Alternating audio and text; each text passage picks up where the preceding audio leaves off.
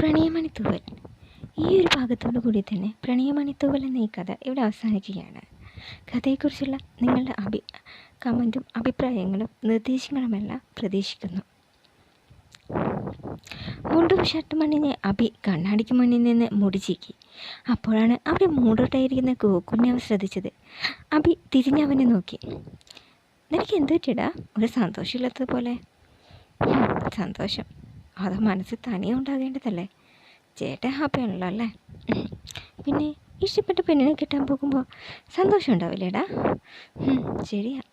പക്ഷേ അഭിയേട്ടനെ ഇഷ്ടപ്പെട്ട ഒരാളുണ്ടായിരുന്നു ഇവിടെ. അഭിയേട്ടനെ ഇഷ്ടപ്പെട്ട പെണ്ണിനെ കല്യാണം കഴിക്കുന്നത് കാണുമ്പോൾ സ്വയം ഒരുക്കി ഇല്ലാതാകുന്ന ഒരാൾ. പ്രിയ ചേച്ചി. അത് കേട്ടിട്ടും അവനൊന്ന് വല്ലാതെ. ഗോകുൽ അഭിയെ നോക്കി. പ്രിയ ചേച്ചിക്ക് എന്താ അഭിയുടെ ഒരു കുറവ്? പഠിപ്പുണ്ട്, അത്യാവശ്യ സൗന്ദര്യമുണ്ട്, എല്ലാവരും സ്നേഹിക്കുന്ന മനസ്സുണ്ട്. കുട്ടിക്കാലം മുതലേ അഭിയേട്ടനെ അറിയാവുന്നതാണ് പ്രിയ ചേച്ചിയെ. ഞാൻ മനസ്സിലാക്കിയെടുത്തോളം പ്രിയ ചേച്ചിയോളം അഭിയേട്ടനെ മനസ്സിലാക്കിയ മറ്റാരും ഉണ്ടാവില്ല ഈ ലോകത്ത്. എന്നിട്ടും എന്തുകൊണ്ടാണ് ഈ മനസ്സ് കാണാതെ പോയത്? നാട്ടുകാർ പറഞ്ഞു നടക്കുന്ന കഥ അഭിയേട്ടനെ വിശ്വസിക്കുന്നുണ്ടോ? അതുകൊണ്ടാണോ ചേച്ചി വേണ്ടെന്ന് വെച്ചത്? ഗോകു, അപ്പു ശാസനയോട് വിളിച്ചു. ആളുകൾ പറയുന്നത് വിശ്വസിച്ച് കെട്ടിയ പെണ്ണിൻ്റെ പരിശുദ്ധിയെ സംശയിക്കുന്ന ഒരുവനല്ല ഞാൻ. അവളുടെ പരിശുദ്ധിയെ എനിക്ക് നന്നായിട്ട് അറിയാം. പിന്നെ എന്തിനാ അഭിയുടെ പ്രിയ ചേച്ചി വേണ്ടെന്ന് വെച്ചത്? ഞാൻ ആരെയും വേണ്ടെന്ന് വെച്ചിട്ടില്ല ഗോകു. അത് നിനക്ക് വഴിയെ മനസ്സിലാകും. ഇപ്പോൾ ഏതായാലും നീ ചെന്ന് റെഡിയാകുക, അഭി പറഞ്ഞു. അത് പറഞ്ഞ് ഗോകുൽ നടന്നു. ദീപക് മുറിയിലേക്ക് വന്നു. കിട്ടിയോ? അഭി ചോദിച്ചു. നമുക്ക് വേണ്ടതെല്ലാം ഉണ്ട് ഇതിൽ, അവൻ സന്തോഷത്തോടെ പറഞ്ഞു. അത് കേട്ട് അഭിയും ചിരിച്ചു. മതി, ഇനി കളി കാണാൻ പോകുന്നതേ ഉള്ളൂ, അവൻ സന്തോഷത്തോടെ പറഞ്ഞു. എല്ലാവരും ക്ഷേത്രത്തിൽ സമയത്ത് തന്നെ എത്തി. ബ്യൂട്ടീഷ്യൻ നീലിമയെ അണിയിച്ചൊരുക്കി ശേഷം എല്ലാവരും ക്ഷേത്രത്തിലേക്ക് പ്രവേശിച്ചു. വധുവും വരനും അടുത്തടുത്ത് നിന്നോളൂ, പൂജാരി പറഞ്ഞു. നീലിമ വന്ന് അഭിയുടെ അരികിൽ നിന്നു. പൂജാരി പൂജിച്ച് താലിയും മാലയുമായി അവരുടെ അരികിൽ വന്നു. നന്നായി തൊഴുതോളൂ. ഇരുവരും അകത്തേക്ക് നോക്കി തൊഴുതു. തിരുമേനി കൊടുത്ത് തീർത്ഥം വാങ്ങി കുടിച്ചു. മന്ത്രങ്ങൾ ചൊല്ലി താലി അഭിക്ക് നേരെ നീട്ടി. ഇതാ താലി എടുത്ത് കെട്ടിക്കോളൂ. അവൻ അത് വാങ്ങി നീലിമയെ നോക്കി. അവൾ വല്ലാത്തൊരു ഭാവത്തോടെ അവനെ നോക്കി ചിരിച്ചു. അവനും വന്ന് ചിരിച്ചു. അവൾ ശിരസ് കുനിച്ചു നിന്നു. അഭി താലിയും എടുത്തും അവളുടെ പിന്നിൽ നിന്ന് പ്രിയയുടെ അരികിലേക്ക് ചെന്നു. ഒട്ടും അമാദിക്കാതെ അവൻ ആ താലി അവളുടെ കഴുത്തിൽ കെട്ടി. പിന്നെ സിന്ദൂരമെടുത്ത് അവളുടെ നെറുകയിൽ ചാർത്തി. ഇരുവരും പൂമാലയെടുത്ത് പരസ്പരം അണിയിച്ചു. അവൻ അവളെ ചേർത്ത് പിടിച്ച് എല്ലാവരെയും നോക്കി. ഇതാണ് എൻ്റെ പെണ്ണ്, അവൻ കൂസലില്ലാതെ പറഞ്ഞു. കണ്ടതൊന്നും വിശ്വസിക്കാനാവാതെ എല്ലാവരും അന്തം വിട്ടു നിന്നുപോയി. നീലിമയുടെ കണ്ണുകൾ കോപം കൊണ്ട് ചൊരിച്ചു. രാമകൃഷ്ണനും ദേഹത്തോട്ട് കൈചൊട്ടി. എടാ യു ചീറ്റ്! നീലിമ ദേഷ്യത്തോടെ ചാടി വന്ന് അവൻ്റെ കുത്തിന് പിടിച്ചു. നീ എന്നെ ചതിക്കുകയായിരുന്നു അല്ലേ? നിനക്കിവിടെ മതിയായിരുന്നെങ്കിൽ പിന്നെ എന്തിനാടാ ഇങ്ങനൊരു വേഷം കെട്ടിച്ച് എന്നെ ഇവിടെ കൊണ്ട് നിർത്തിയത്? പറയണ ദ്രോഹി! അവൾ ദേഷ്യത്തോട് ചീറി. വിടരെ എന്നെ! അവൻ അവളുടെ കയ്യിൽ പിടിച്ച് പിടിവിടുവിച്ചു. അവളെ തള്ളി. ആരെയാണ് ചതിക്കാൻ നോക്കുന്നത് എന്നൊക്കെ എനിക്ക് നന്നായി അറിയാം. വൈകാതെ തന്നെ അത് എല്ലാവർക്കും ബോധ്യപ്പെടുത്തി തരാം ഞാൻ, അഭി പറഞ്ഞു. രാമകൃഷ്ണൻ ദേഷ്യത്തോടെ മുന്നിലേക്ക് വന്നു. നിർത്തടാ! എൻ്റെ മോളെ പറഞ്ഞ് ചതിച്ചിട്ട് നിന്ന് ന്യായം പറയുന്നോടാ? ഇതാണോടോ തൻ്റെ മകൻ്റെ സംസ്കാരം? രാമകൃഷ്ണൻ ഹരിയെ നോക്കി ചോദിച്ചു. ഹരി ദേഷ്യത്തോടെ കൈ ചുരുട്ടി. എടാ, എല്ലാവരുടെ മുന്നിൽ നാണം കെടുത്താനാണോടാ നീ ഞങ്ങളെയൊക്കെ വിട്ടുവേഷം കെട്ടിച്ച് ഇവിടേക്ക് കൊണ്ടുവന്നത്? നിൻ്റെ ഈ തോന്നിയാസം പുറത്തു തരാൻ എനിക്ക് കഴിയില്ല. അതും പറഞ്ഞ് ഹരി അവനെ അടിക്കാൻ കൈയോങ്ങിയതും അവൻ ആ കയ്യിൽ പിടിച്ചു. വേണ്ടച്ചാ, ഈ ഒരു കാര്യത്തിന് അച്ഛൻ്റെ കയ്യിൽ നിന്ന് തല്ല് വാങ്ങാൻ ഞാൻ നിൽക്കില്ല. കാരണം ന്യായം എൻ്റെ ഭാഗത്താണ്. എന്ത് ന്യായം? ഒരു പെണ്ണിനെ പ്രണയിച്ച് വിവാഹ വാഗ്ദാനം നൽകി മണ്ഡപം വരെ എത്തിച്ചിട്ട് മറ്റൊരു പെൺകുട്ടിയെ വിവാഹം കഴിച്ച് ചതിക്കുന്നതാണോടോ ന്യായം? രാമകൃഷ്ണൻ ദേഷ്യത്തോട് ചോദിച്ചു. ഞാൻ ആദ്യമേ പറഞ്ഞു ആരെയാണ് ചതിക്കാൻ നോക്കുന്നതെന്ന് ഞാൻ തെളിയിക്കുമെന്ന്. അത് പക്ഷേ ഇവിടെ വെച്ച് പറ്റില്ല. എല്ലാവരും ഹാളിലേക്ക് വരണം, അവൻ പറഞ്ഞു. എല്ലാവരും അമ്പരപ്പോടെ പരസ്പരം നോക്കി. പിന്നെ ക്ഷേത്രത്തിന് പുറത്തുള്ള ഹാളിലേക്ക് നടന്നു. അവിടെ ഒരുക്കി വെച്ച സ്ക്രീനിൽ ഒരു വീഡിയോ തെളിഞ്ഞു. തലേന്ന് രാത്രി രാമകൃഷ്ണനും നീലിമയും നീലിമയും തമ്മിൽ മുറിയിൽ ഇരുന്ന് സംസാരിച്ചതെല്ലാം ആ സ്ക്രീനിൽ മിന്നി മറിഞ്ഞു. എല്ലാവരും ഞെട്ടലോട് പരസ്പരം നോക്കി. തങ്ങളുടെ പദ്ധതികൾ പാളിയെന്ന് മനസ്സിലായതും രാമകൃഷ്ണനും നീലിമയും തരിച്ചു നിന്നുപോയി. ഹരിയും ഒന്നും മനസ്സിലാകാതെ വിറങ്ങലിച്ച് നിന്നുപോയി. വീഡിയോ കഴിഞ്ഞതും എല്ലാവരും ദേഷ്യത്തോടെ രാമകൃഷ്ണനെ നോക്കി. ഹരി വിശ്വാസം വരാതെ രാമകൃഷ്ണൻ്റെ അരികിലേക്ക് ചെന്നു. ഈ കണ്ടത് കേട്ടതൊക്കെ നേരാണോ? അയാൾ മൗനമായി നിന്നു. നിന്നോടാ ചോദിച്ചത്? ഹരിയുടെ ശബ്ദം ഉയർന്നു. പിന്നെ ദേഷ്യത്തോടെ അയാളുടെ കോളറിൽ പിടിച്ചു. ചെറ്റേ, സ്വന്തം കൂടെപ്പിറവിനെ പോലെയാ ഞാൻ നിന്നെ കണ്ടത്. എന്നിട്ട് നീ എന്നെ ചതിക്കുകയായിരുന്നല്ലേ? അതിന് മാത്രം എന്ത് തെറ്റാടാ ഞാൻ നിന്നോട് ചെയ്തത്? എൻ്റെ കുടുംബം നശിപ്പിക്കാനും മാത്രം എന്ത് തെറ്റാ നിന്നോട് ഞാൻ ചെയ്തത്? പറ, ഹരി പറഞ്ഞു. രാമകൃഷ്ണൻ്റെ കണ്ണുകൾ കോപം കൊണ്ട് ചുവന്നു. വിടണ എന്നെ! അയാൾ കൈ പിടിച്ചു മാറ്റി അയാളെ തള്ളി. അതേടാ, ഇത്രയും കാലം സൗഹൃദം ഭാവിച്ച് നിൻ്റെ കൂടെ ഞാൻ കൂടിയത് ചതിക്കാൻ തന്നെയാടാ. നിൻ്റെയും നിൻ്റെ കുടുംബത്തിൻ്റെ സർവനാശം കാണാൻ വേണ്ടി തന്നെയാണ് ഞാൻ നിന്നെ തേടി പിടിച്ച് വന്നത്. അതെന്തിനാണെന്നല്ലേ നിനക്കറിയേണ്ടത്? അതറിയണമെങ്കിൽ കുറച്ചു കാലം പിന്നോട്ട് പോകണം. ഓർമ്മയുണ്ടോ? ഒരു അന്താരാഷ്ട്ര കുറ്റവാളിയെ പിടികൂടിക്കൊന്നതിനെ അവാർഡും മറ്റും തന്ന് നിന്നെ ആദരിച്ചത്. പക്ഷേ അതിനു പിന്നിൽ നീയും നിൻ്റെ സഹപ്രവർത്തകരും കൂടി മറച്ചു വെച്ച മറ്റൊരു കാര്യം കൂടി ഉണ്ടായിരുന്നു. ആ ഒരു സംഭവത്തിൻ്റെ പേരിൽ നീ പ്രശസ്തനായപ്പോൾ എനിക്ക് നഷ്ടപ്പെട്ടത് എൻ്റെ കുടുംബമാണ്. അറിയോ നിനക്ക്? എല്ലാവരും മനസ്സിലാകാതെ അയാളെ ഉറ്റുനോക്കി. അയാൾ തുടർന്നു. അന്ന് ആ കുറ്റവാളി ഒരു കാർ ഡ്രൈവറായിട്ട് വേഷം മാറി മംഗലാപുരത്ത് കഴിയുകയായിരുന്നു. അവനെ പിടികൂടാൻ വേണ്ടി നിങ്ങൾ ശ്രമിച്ചു. അന്ന് നിങ്ങളുടെ പിടിയിൽ നിന്നും അവൻ രക്ഷപ്പെടാൻ ശ്രമിച്ചപ്പോൾ അവൻ ഓടിച്ചിരുന്ന കാറ് നിങ്ങൾ ഇടിച്ചൊരു താഴ്വാരത്തിലേക്ക് തള്ളിയിട്ടു. പരിക്കുകളോടെ ഓടി രക്ഷപ്പെടുകയായിരുന്ന ആ കുറ്റവാളിയെ താൻ വെടിവെച്ച് കൊന്നപ്പോൾ താൻ ഇടിച്ചിട്ട വണ്ടിയിൽ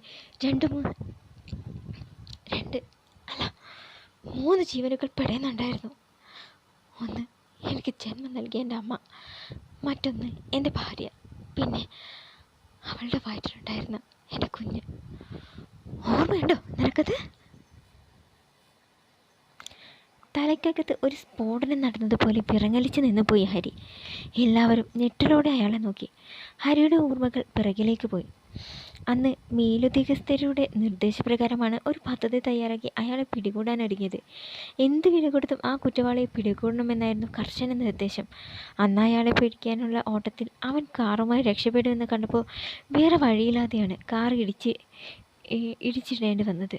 പക്ഷേ അതിൽ 2 യാത്രക്കാർ ഉണ്ടായിരുന്നു എന്ന വിവരം വളരെ വൈകിയാണ് അറിഞ്ഞപ്പോൾ ഷോക്കായിപ്പോയി.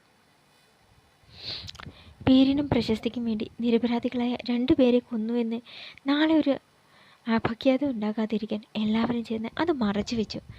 അന്ന് ഇതെല്ലാം അവസാനിച്ചെന്ന് കരുതിയതാണ്.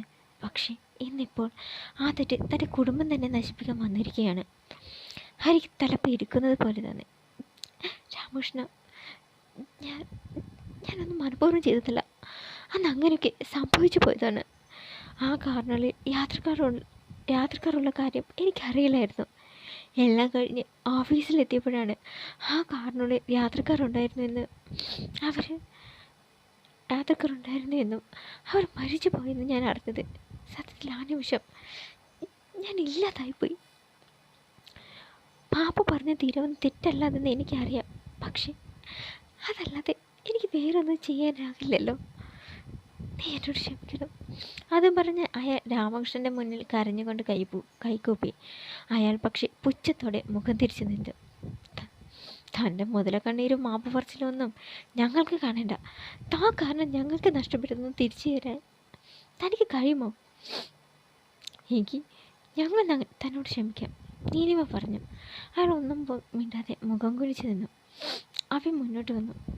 നീലിമ, നീ ആവശ്യപ്പെട്ടതുപോലെ മരിച്ചുപോയി നിൻ്റെ അമ്മയെ തിരിച്ചു തരാൻ എനിക്കാവില്ല. പക്ഷേ നിനക്ക് സ്നേഹിക്കാൻ ഒരമ്മയെ തരാൻ ഞാൻ.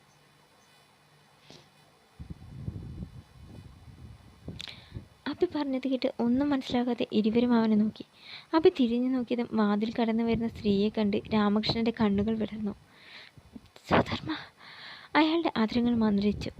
നിറകണ്ണുകളോടെ സുധർമ്മ അയാളുടെ അരികിലേക്ക് വന്നു. രാമേട്ട, സുധേ! ഇരുവരും കരഞ്ഞു.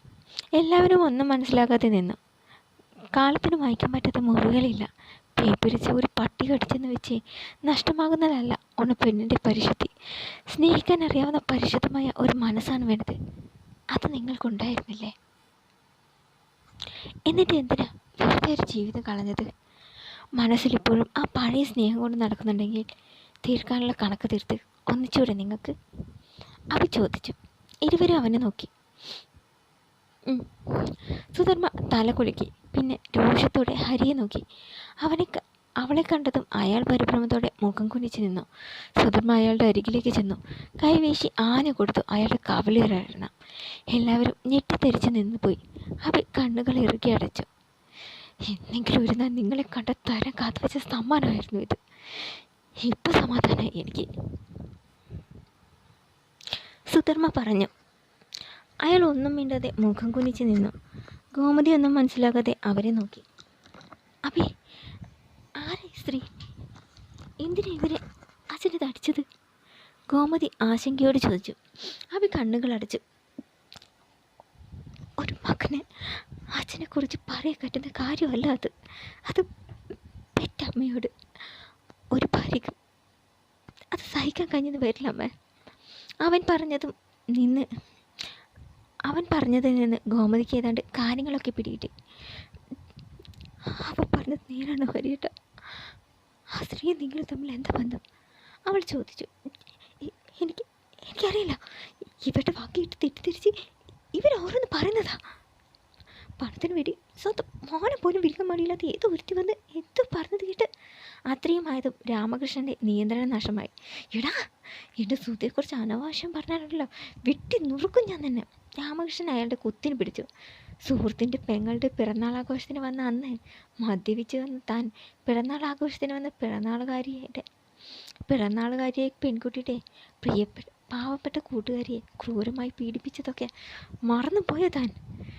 ഞാൻ എൻ്റെ നെഞ്ചിൽ കൊണ്ട് നടന്നവളെയാ നീ അന്ന് കടിച്ച് കീറിയത്. അന്നേ തന്നെ കയ്യിൽ കിട്ടി കൊല്ലാനുള്ള ഭാഗ്യമുണ്ടായിരുന്നു എനിക്ക്.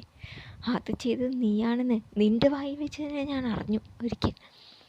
അന്ന് കൊല്ലാതെ വിട്ടത് അത് നിനക്കുള്ള ചെറിയ ശിക്ഷയാകുമെന്ന് കരുതി മാത്രമാണ്. അത് കേട്ടതും എല്ലാവരും ഞെട്ടിത്തിരിച്ച് നിന്നുപോയി. അബിയുടെ കണ്ണുകൾ നിറഞ്ഞു. ഹരിയാകെ വിറച്ചു. നോ, ഇവ പറഞ്ഞ കള്ളമാണ്. മറ്റാരും ചെയ്ത് തെറ്റ് എൻ്റെ തലയിൽ കെട്ടി വെക്കാൻ നോക്കുന്നതോ? ഹരി കിതച്ചുകൊണ്ട് ചോദിച്ചു. രാമകൃഷ്ണൻ പുച്ഛത്തോടെ അയാളെ നോക്കി. താൻ ചെയ്ത തെറ്റ് മറ്റൊരാളുടെ തലയിൽ കെട്ടിവെക്കുന്നത് ഞാനല്ല, താനാ. തെറ്റുകൾ ചെയ്യുമെന്നും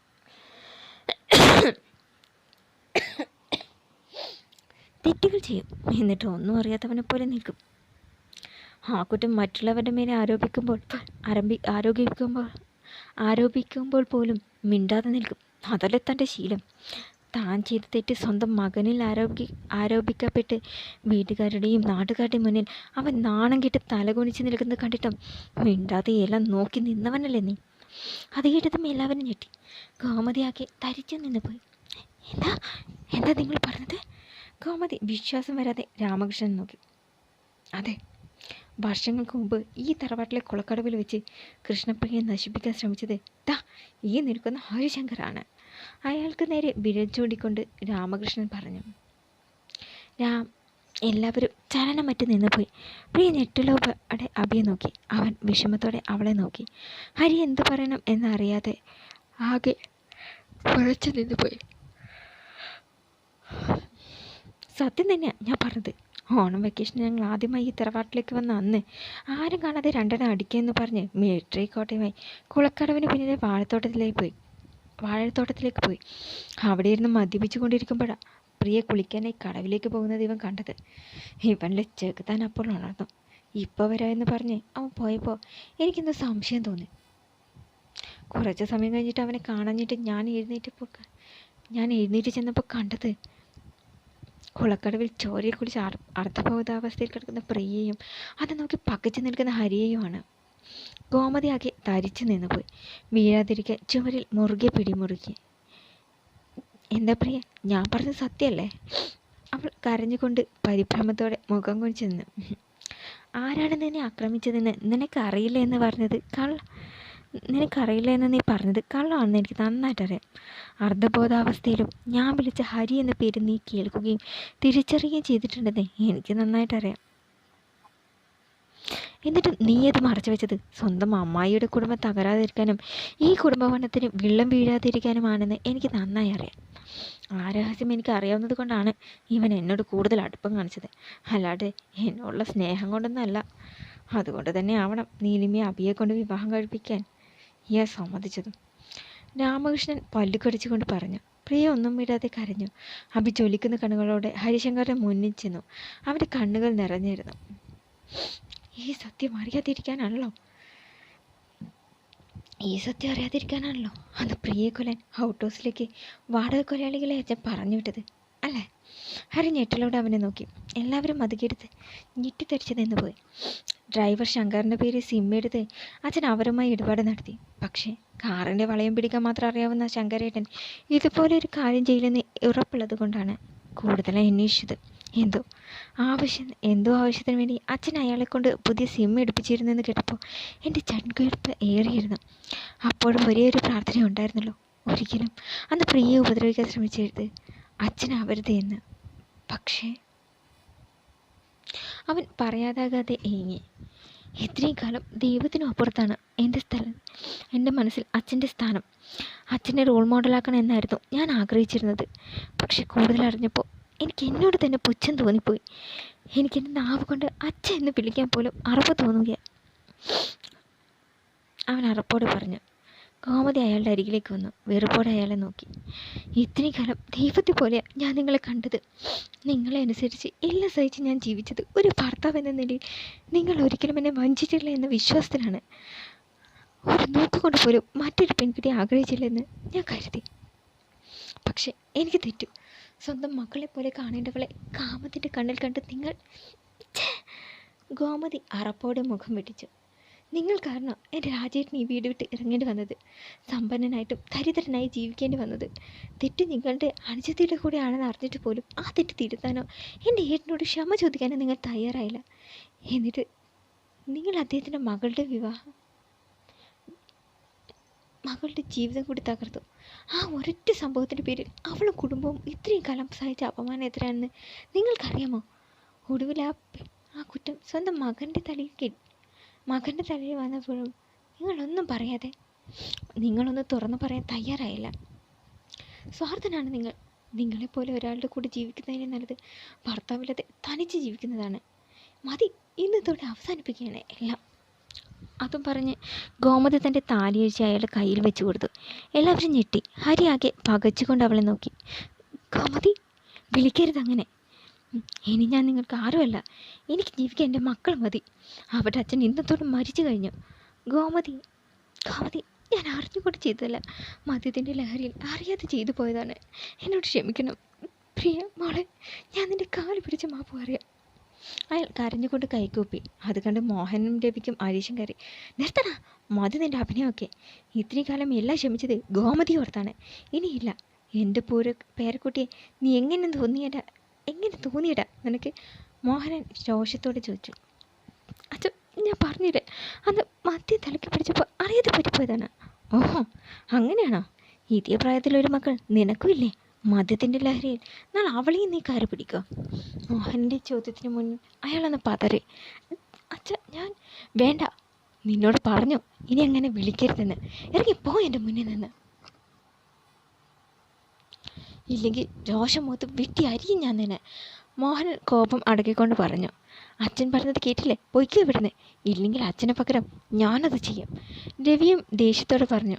ഹരി എല്ലാവരെയും നോക്കി. അയാൾ പോയതും ഗോമതി പൊട്ടിക്കരഞ്ഞുകൊണ്ട് നിലത്തിരുന്നു. എല്ലാവരും ഗോമതിയുടെ അരികിലേക്ക് ചെന്നു. അബി അവളെ ചേർത്ത് പിടിച്ചു. മതി അമ്മ കരയരുത്, അമ്മയ്ക്ക് ഞാനുണ്ട്, അവൻ പറഞ്ഞു.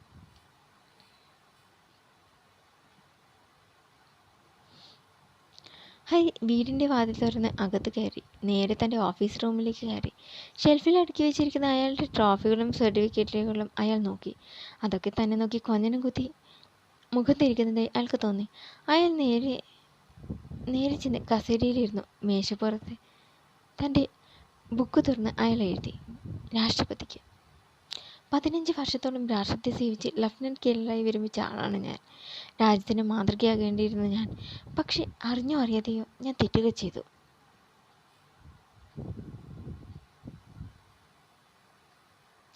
വർഷങ്ങൾക്ക് മുമ്പ് നിരപരാധിയായ ഒരു അമ്മയെയും പൂർണ്ണ ഗർഭിണിയായ ഒരു സ്ത്രീയെയും എൻ്റെ കൃത്യനിർവഹണത്തിനിടെ കൊല്ലപ്പെട്ടു. മൂടി വയ്ക്കപ്പെട്ട ആ സത്യം ഇന്ന് പുറംലോകം അറിയട്ടെ. ജനങ്ങളെ സംരക്ഷിക്കേണ്ട ഞാൻ കാരണം 2 ജീവനുകൾ പൊലിഞ്ഞു.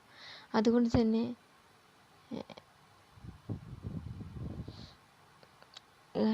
ഗവൺമെൻറ്റിന്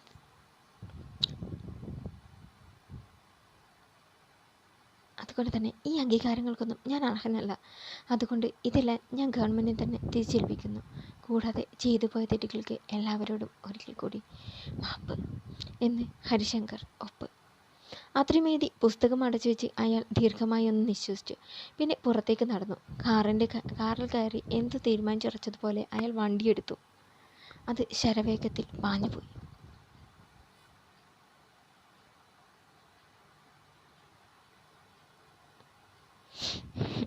മംഗലാപുരത്ത് മുമ്പ് ആക്സിഡൻ്റുണ്ടായ സ്പോട്ടിൽ എത്തിയതും അയാൾ വണ്ടി നിർത്തി. പിന്നെ സ്റ്റാർട്ട് ചെയ്ത് നേരെ താഴ്വാരത്തിലേക്ക് വണ്ടി ഓടിച്ചുപോയി. വലിയ ശബ്ദത്തോടെ അത് താഴേക്ക് വീണത് ഭും! ഒരു നിമിഷം കൊണ്ട് അതൊരു തീക്കോളമായി മാറി. അച്ഛൻ്റെ ചിതയ്ക്ക് തീ കൊളുത്തുമ്പോൾ അബിയുടെ മനസ്സ് ഒന്ന് പതറി. കണ്ണുകൾ നിറഞ്ഞു. ചടങ്ങുകൾ തീർത്ത് വീട്ടിലേക്ക് മടങ്ങി. മുറിയിലെ ജനാലക്കമ്പിയിൽ തലചായ്ച്ച് എന്തോ ചിന്തിച്ച് മറ്റേതോ ലോകത്തിലിരിക്കുകയായിരുന്നു ഗോമതി. അബി അമ്മയുടെ അരികിൽ ചെന്നിരുന്നു. അമ്മ. ഗോമതി പതിയെ തലചരിച്ച് അവനെ നോക്കി.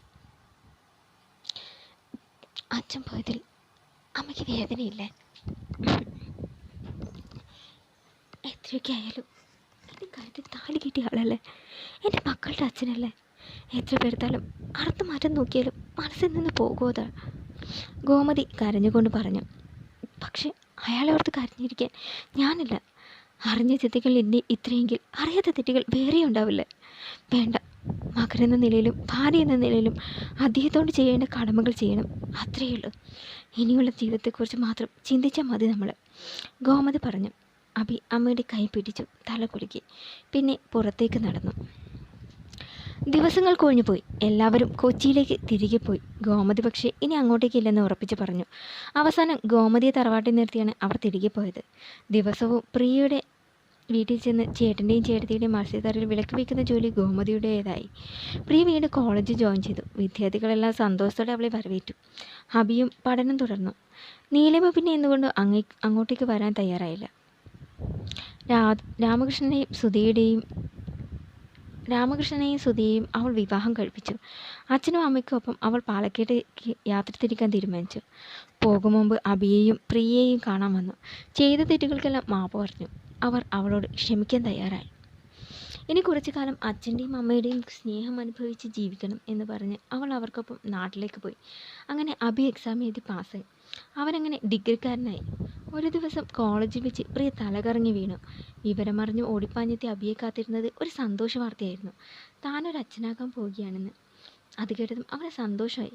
വിവരമറിഞ്ഞ് ഗോമതിയും കൊച്ചിയിലേക്ക് വന്നു. ഇനിയുള്ള കാലം അവരോടൊപ്പം അവിടെ കഴിയുമെന്ന് ഗോമതി സമ്മതിച്ചു. ഇതിനിടെ ഗോമതിക്ക് ഗോകുലിന് ടെക്നോ പാർക്കിൽ ജോലി കിട്ടി. ഗോകുലിൻ്റെയും നിമ്മിയുടെയും ദീപുവിൻ്റെയും ഗീതുവിൻ്റെയും കാര്യം അബി തന്നെ വീട്ടിൽ പറഞ്ഞ് സമ്മതിപ്പിച്ചു. അങ്ങനെ അവരുടെ വിവാഹം ഭംഗിയായി തന്നെ നടന്നു. കാലം കടന്നുപോയി. ഒരു നാൾ നിറവയറുമായി വേദനയോടെ കരയുന്നവളുമായി അവൻ ഹോസ്പിറ്റലിലേക്ക് ചെന്നു. ലേബർ റൂമിന് മുന്നിൽ നെഞ്ചിടിപ്പോടെ അവൻ നിന്നു. കുറച്ച് സമയത്തിന് ശേഷം ഡോർ തുറന്ന് സിസ്റ്റർ പുറത്തേക്ക് തലനീട്ടി. കൃഷ്ണപ്രിയയുടെ റിലേറ്റീവ്സ്? ഞാനാണ്. അബി വേഗം അവിടേക്ക് വന്നു. പ്രസവിച്ചു, പെൺകുട്ടിയാണ്. അത് കേട്ടിനും അവന് എന്തെന്നില്ലാത്ത സന്തോഷം തോന്നി. കുറച്ച് സമയത്തിന് ശേഷം വെളുത്ത തുണിയിൽ പൊതിഞ്ഞ ഒരു കുഞ്ഞിനെ സിസ്റ്റർ പുറത്തേക്ക് കൊണ്ടുവന്നു. ആകാംക്ഷയോടെ അവൻ നോക്കി. തൻ്റെ കുഞ്ഞ്. ഗോമതി കുഞ്ഞിനെ ഏറ്റുവാങ്ങി. ഇതാടാ, എടുത്തോ. അമ്മ പറഞ്ഞപ്പോൾ അവൻ്റെ ചങ്കിടിപ്പേറിയിരുന്നു. പതിയെ കൈനീട്ടി സൂക്ഷിച്ചുകൊണ്ട് അവൻ കുഞ്ഞിനെ ഏറ്റുവാങ്ങി. കുറച്ചു നേരം നോക്കിയതും കുഞ്ഞിനെ തിരികെ നൽകി. പിറ്റേന്ന് തന്നെ അവളെ റൂമിലേക്ക് മാറ്റി. 2 ദിവസത്തിനകം അവളെ ഡിസ്ചാർജ് ചെയ്യുകയും ചെയ്തു. അവൻ മുറിയിലേക്ക് വരുമ്പോൾ കുഞ്ഞിനെ ഉറക്കി കിടത്തുകയായിരുന്നു പ്രിയ. അവൾ തലചരിച്ച് അവനെ നോക്കി. എന്താ? ഒന്നുമില്ല, നിന്നെയും കുഞ്ഞിനെ ഒന്ന് കാണാൻ വന്നതാ. പിന്നെ നിനക്കൊരു സമ്മാനം തരാനും ഉണ്ട്. എന്ത് സമ്മാനം? അത് അവൻ പോക്കറ്റിൽ നിന്ന് 2 കൊലുസെടുത്തു. അവൾ അമ്പരപ്പോടെ അത് നോക്കി. ദേ ഈ കൊലുസിൻ്റെ പേരിലല്ലേ നമ്മൾ തമ്മിൽ വഴക്ക് തുടങ്ങിയത്. ഇനി അത് വേണ്ട. അന്ന് ബോധമില്ലാതെ നിൻ്റെ കയ്യിൽ പിടിച്ച് ഞാനിത് തന്നപ്പോൾ ഞാനിത് തന്നതാണ്. പക്ഷെ നീ അത് സ്വീകരിച്ചില്ല. ഇന്ന് പൂർണ്ണ ബോധത്തോടെ തരികയാണ് ഞാൻ പിടിക്കുന്നത് അവിയുടെ. ഇതാ പിടിക്കും. അവനത് അവളുടെ നേരെ നീട്ടി. അവളൊന്ന് പുഞ്ചിരിച്ചു. മനുവേട്ടൻ എന്നെ അത് കാലിലിട്ടതാ. അവൾ കട്ടിലിരുന്ന് നൈറ്റി ഉയർത്തി. അവൻ ചിരിച്ചുകൊണ്ട് കൊലുസ് അവളുടെ കാലിലിട്ട് കൊടുത്തു. കൊലുസിട്ട് ഈ പാദങ്ങൾ കാണാൻ നല്ല ഭംഗിയുണ്ട്. എന്നിട്ടാണോ ഇത്രയും കാലം ഇതെനിക്ക് തരാതെ കയ്യിൽ പിടിച്ചുകൊണ്ട് നടന്നത്? അവനൊന്ന് പുഞ്ചിരിച്ചു. എൻ്റെ കൂടെ എന്നും നീ വേണം. എൻ്റെ ഓർമ്മകൾ വേണം. അതിനാണ് ഈ കൊലുസ് ഞാൻ സൂക്ഷിച്ചു വെച്ചത്. അവൾ പതിയെ അവൻ്റെ നെഞ്ചിലേക്ക് ചാഞ്ഞു. ഓർമ്മകൾ മാത്രമല്ല, ഇനിയെന്നും ഞാൻ ഉണ്ടാക്കും എൻ്റെ മനുവേട്ടനൊപ്പം. അവൾ അവൻ്റെ നെഞ്ചോട് ചേർന്നുകൊണ്ട് പറഞ്ഞു. ഈ സമയം ഉറങ്ങുകയായിരുന്ന ആ കുഞ്ഞു മാലാഖയും പതിയെ ചിരിച്ചു. അവസാനിച്ചു.